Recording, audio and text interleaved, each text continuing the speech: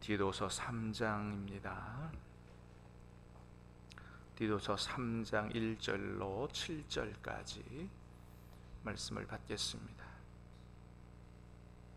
디도서 3장 1절로 7절까지. 너는 그들로 하여금 통치자들과 권세 잡은 자들에게 복종하며 순종하며 모든 선한 일 행하기를 준비하게 하여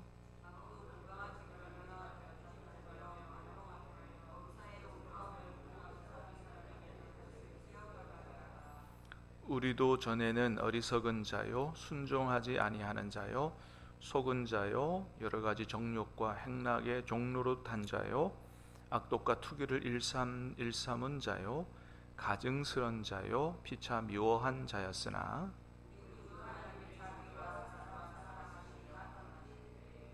우리를 구원하시되 우리가 행한 바 의로운 행위로 말미암지 아니하고 오직 그의 긍휼하심을 따라 중생의 씻음과 성령의 새롭게 하심으로 하셨나니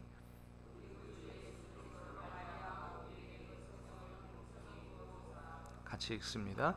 우리로 그의 은혜를 힘입어 의롭다 하심을 얻어 영생의 소망을 따라 상속자가 되게 하려 하심이라. 아멘.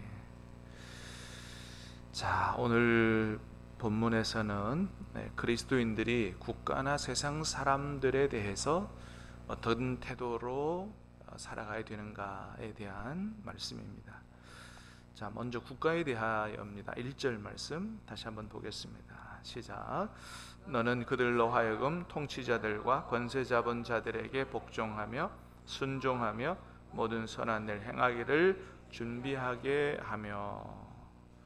자, 너는 그들로 하여금 통치자들과 권세 잡은 자들에게 복종하며 순종하며 모든 선한 일 행하기를 준비하게 하며. 자, 그렇습니다. 우리 그리스도인들이 통치자들, 권세 잡은 자들에게 복종하며 살아야 된다라고 하는 거죠. 자, 이런 말씀은 로마서 13장에서도 나왔죠. 모든 권세는 누구에게로부터 왔다? 하나님께로부터 온 것이니 통치자들 또 권세 잡은 자들에게 복종하라. 그런 말씀을 우리가 봤습니다. 그렇습니다. 모든 권세는 하나님께로부터 나온 거기 때문에 대통령이라든지 또는 왕이라든지 권세 잡은 자들, 통치자들이 하나님의 뜻을 따라서 이 나라를 제대로 잘 다스릴 때 여러분, 국가가 해야 되는 일이 뭐예요? 국민의 안전과 생명과 재산을 지키고 보호하는 일이죠. 그것 때문에 그 권세자들을 세운 거죠. 그렇게 하나님의 뜻을 따라서 자기 일들을 잘 수행할 때는 그 통치자가 불신자든지 아니면 타종교인이든지 상관없이 복종하라라고 하는 거죠. 자, 그런데 가끔은 그렇지 않을 때가 있죠. 통치자들이나 권세 잡은 자들이 그 권력이 하나님께로부터 왔다 이런 사실을 망각한 채 자기 자신의 배를 위하고 그걸 위해서 독재자가 돼서 국민들을 오히려 탄압하고 핍박하고 한다면 하나님의 뜻에 역행하는 그런 권력자들에 대해서는 항거할 필요가 있다는 거예요.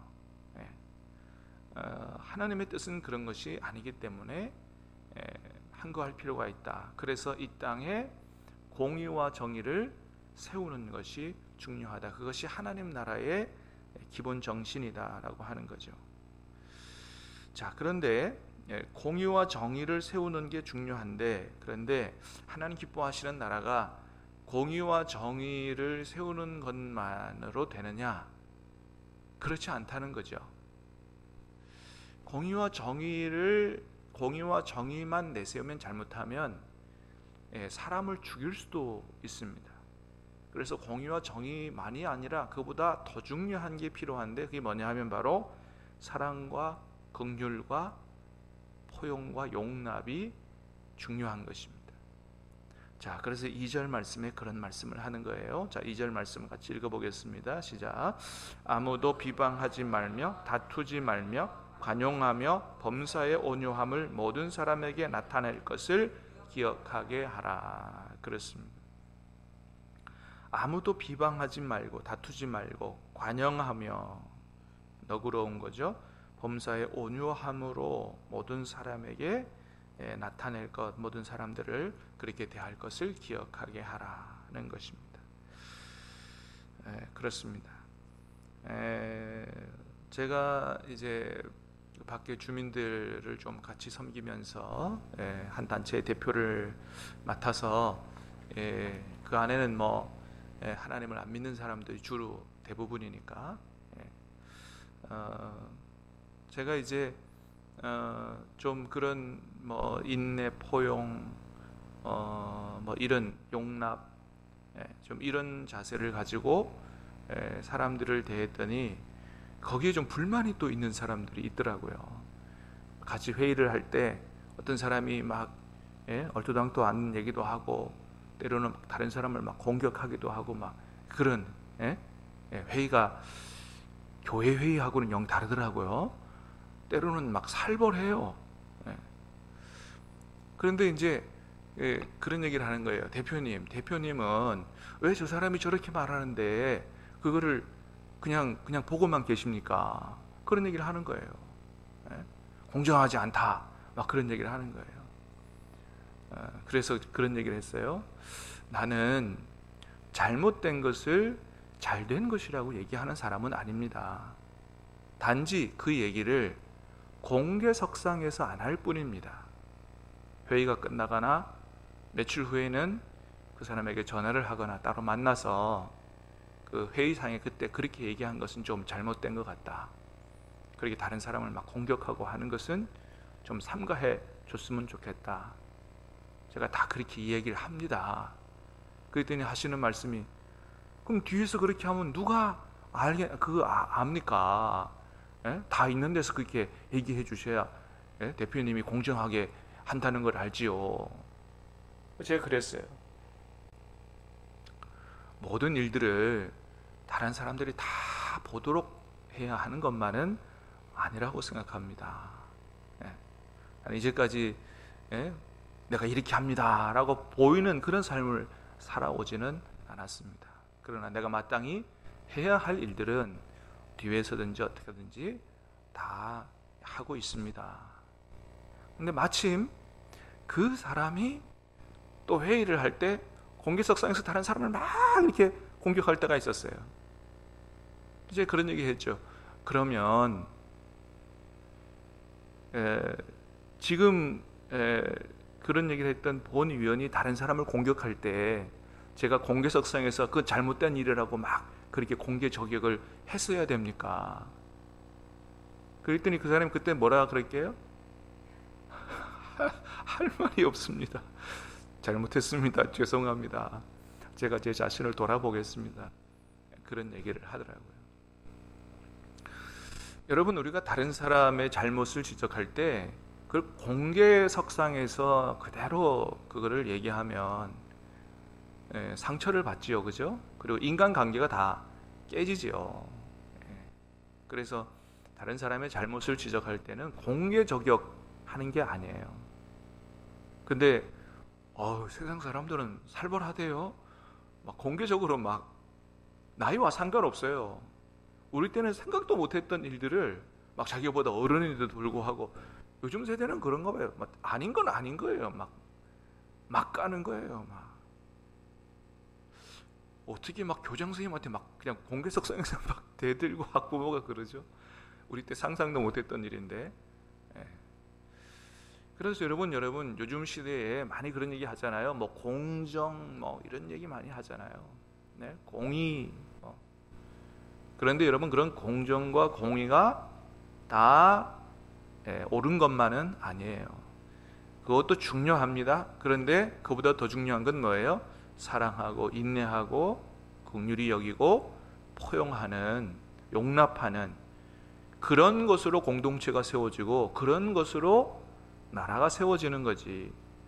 공정과 공의의 잣대만 가지면 이건 칼같이 아니라고 저건 칼같이 아니라고 잘라내면 여러분 그 공정과 공의도 때로는 어느 위치에서 보느냐에 따라서 다 기준이 달라요. 그러니까 야당도 그렇고 여당도 그렇고 자기들이 생각하는 공정과 공의가 다 달라요. 그러니까 우리가 옳다고 맨날 싸우죠. 그렇게 주장하는 것도 중요하지만 이해하고 상대방의 편에서 또 조금은 참아주고 용납하고 하는 게 중요한 것이죠. 주님이 그런 말씀을 하셨어요. 마태복음 18장에 보면 어떤 한 사람이 범죄를 하거나 잘못했을 때 어떻게 대해야 된다라고 말씀하셨는데 그건 어떻게 하라고 말씀하셨냐 하면 다른 사람에게 알리지 말고 네가 그 사람과만 만나서 권면해라. 최소 폭로 원칙에 대해서 말씀하십니다. 다른 사람의 잘못, 다른 사람의 범죄를 드러내지 마라. 공개적으로 둘만 만나서 권면하고 바로 잡도록 하라. 말 듣지 않거든 어떻게 해요? 그 다음에 두세 사람 데리고 가서 다시 한번 권면해라. 그러니까 최소한 대로 폭로하고 그래서 그 사람을 잡아야지 막 공개적으로 막 다 드러내고 그렇게 하는 게 아니다 라고 하는 거죠.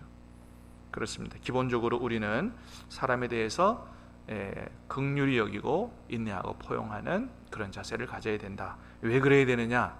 우리가 그런 은혜를 입어서 살았기 때문이다 라고. 자, 3절에서 6절까지 다시 보겠습니다. 시작. 우리도 전에는 어리석은 자요 순종하지 아니하는 자요 속은 자요 여러 가지 정욕과 행락의 종노릇한 자요 악독과 투기를 일삼은 자요 가증스러운 자요 피차 미워한 자였으나 우리 구주 하나님의 자비와 사람 사랑하심을 나타낼 때에 우리를 구원하시되 우리가 행한 바 의로운 행위로 말미암지 아니하고 오직 그의 긍휼하심을 따라 중생의 씻음과 성령의 새롭게 하심으로 하셨나니 우리 구주 예수 그리스도로 말미암아 우리에게 그 성령을 풍성히 부어주사. 7절도 보겠습니다. 우리로 그의 은혜를 힘입어 의롭다 하심을 얻어 영생의 소망을 따라 상속자가 되게 하려 하심이라. 아멘. 우리도 전에는 온갖 죄들을 다 지은 사람이었어요. 그런데 하나님께서 우리의 죄를 용서하시고 우리를 성령의 새롭게 하심으로 그래서 하나님의 자녀가 되게 하고 천국을 상속받는 자가 되게 하셨다라고 말씀하셨죠. 우리의 모든 죄들을 여러분 온 모든 사람 앞에 다 드러내고 하나님이 그렇게 하셨나요? 아니죠. 그래서 하나님께서 우리를 그렇게 하신 그 하나님의 마음의 기본 정신은 뭐냐? 5절에 보니까 오직 그의 긍휼하심을 따라 하나님의 긍휼로 그렇게 하셨다는 거죠. 7절에도 그럽니다. 4절에도 그럽니다. 우리 구주 하나님의 자비와 사람 사랑하심을 나타낼 하나님의 자비와 사랑과 긍휼 때문에 우리가 새로워지고 살게 되고 하나님 자녀가 되고 한 거지. 하나님께서 공의의 잣대만 갖고 들이댔으면 우리는 다 죽는 거죠. 공의도 중요하지만 더 중요한 사랑과 은혜와 자비와 포용이 중요하다. 우리가 그런 은혜를 입어 살았기 때문에 세상 사람들을 대할 때도 우리가 그런 자세로 대하고 사람을 살리고 세우는 그런 삶을 살아야 된다라고 하는 것이죠. 여러분, 우리가 은혜 받은 사람들이기 때문에 은혜 받은 사람답게 살아갈 때 이 땅에서 하나님 기뻐하시는 삶을 살고 세상의 빛과 소금이 되게 될 줄로 믿습니다. 기도하겠습니다. 은혜로우신 주님 감사합니다. 오늘 이 아침에도 우리에게 진리와 생명의 말씀을 주시고 우리가 국가에 대하여 또 우리가 세상 사람들에 대하여 어떤 자세를 가지고 살아가야 될지에 대해서 하나님 말씀해 주시니 감사합니다.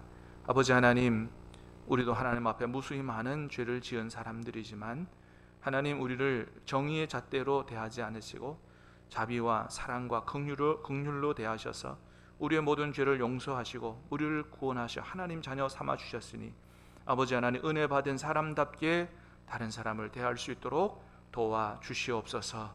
인내하고 조금 더 인내하고 조금 더 이해하고 조금 더 포용하는 삶으로 세상 사람들이 흉내낼 수 없는 빛과 소금의 삶을 살게 해주시고, 오늘 우리가 만나는, 우리가 속한 모든 단체 사람들을 사람을 살리고 세우는, 그래서 하나님 나라를 이 땅에 이루어가는 주님 같은 삶을 살아갈 수 있도록 도와주시옵소서.